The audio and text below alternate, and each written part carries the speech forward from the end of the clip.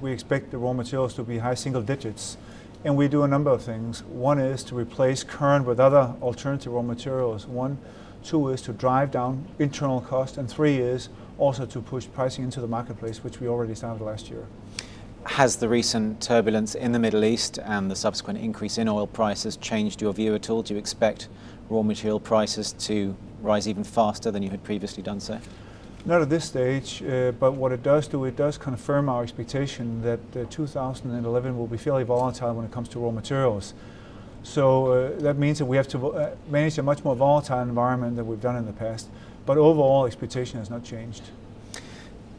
Is there a level at which oil prices get to? I mean, some have been talking about maybe $250 a barrel. I mean, who knows if they're right or not. But I mean, presumably there comes a point where there's going to be some serious pain to be borne by yourself and if not your customers.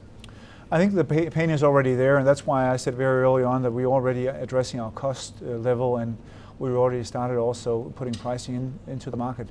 We're not completely depending on oil because we are in oil derivatives, so you can't do the complete correlation. But I do see 2011 as being very challenged due to raw materials. Are you concerned about shortages, about not being able to get hold of the raw materials you need? Not in the big, maybe short-term shortages, but not something that will dramatically impact or have any impact on our business. I think you said recently that prices are increasing across all your businesses for your customers. Can you break that down at all in terms of where customers are likely to see the biggest price rises?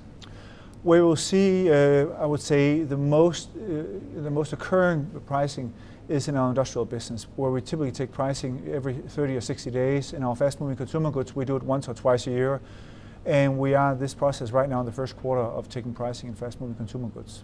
Can you say how much these? It'll be 1 to 3% price increases.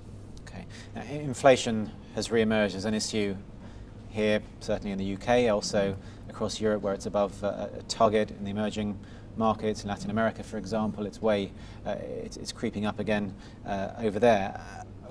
What's your take on inflation, and how is that impacting your business and your outlook? On Europe, it has very little impact. In the emerging regions, as you refer to, Eastern Europe and also Latin America, inflation has been a reoccurring issue. It's not something new, and we're dealing with it like we've always dealt with, which means that we have a much more flexible pricing strategy in those regions than we have in the regions with a more stable inflation.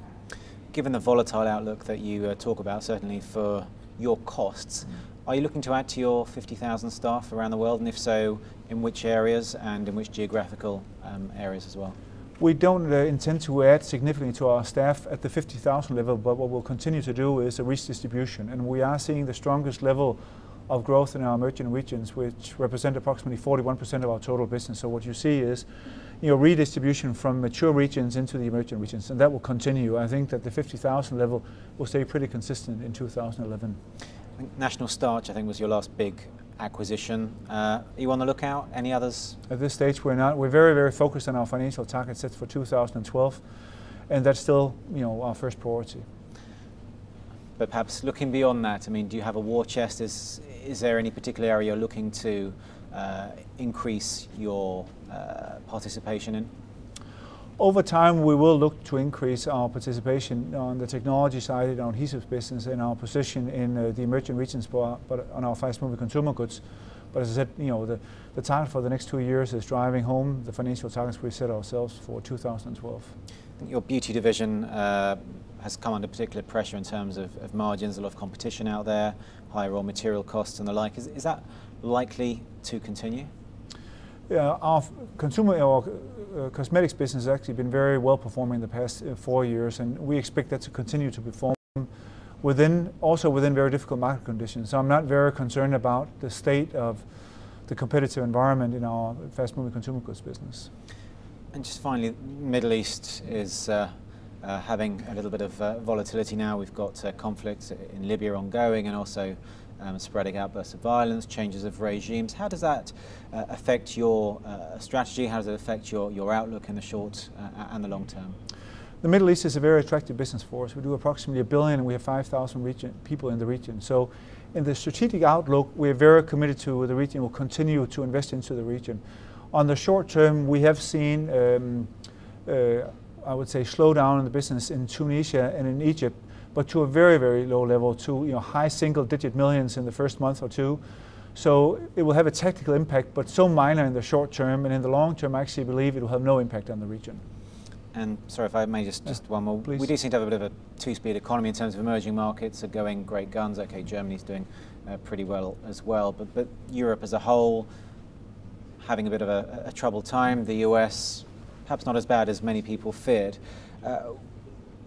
What is the outlook from your company's perspective? I mean, on a scale of 1 to 10, how do you view the climate out there globally for your business? Overall, we expect a 3+ GDP growth, but what we do see is, as you're saying, a two-speed economy. We see a fairly modest growth in Western Europe, which will be in the 1 to 2% points. We see a very strong growth rates in the emerging regions, particularly Asia pushing it up. We'll see a medium growth, so 3 to 4 points in Eastern Europe, and the same a bit higher in Middle East. And you see a US growth, like the European, but a bit above. So what you are going to see is the growth will continue to come from the emerging regions. I'm not saying a stagnation, but a very modest growth in Western Europe and in North America.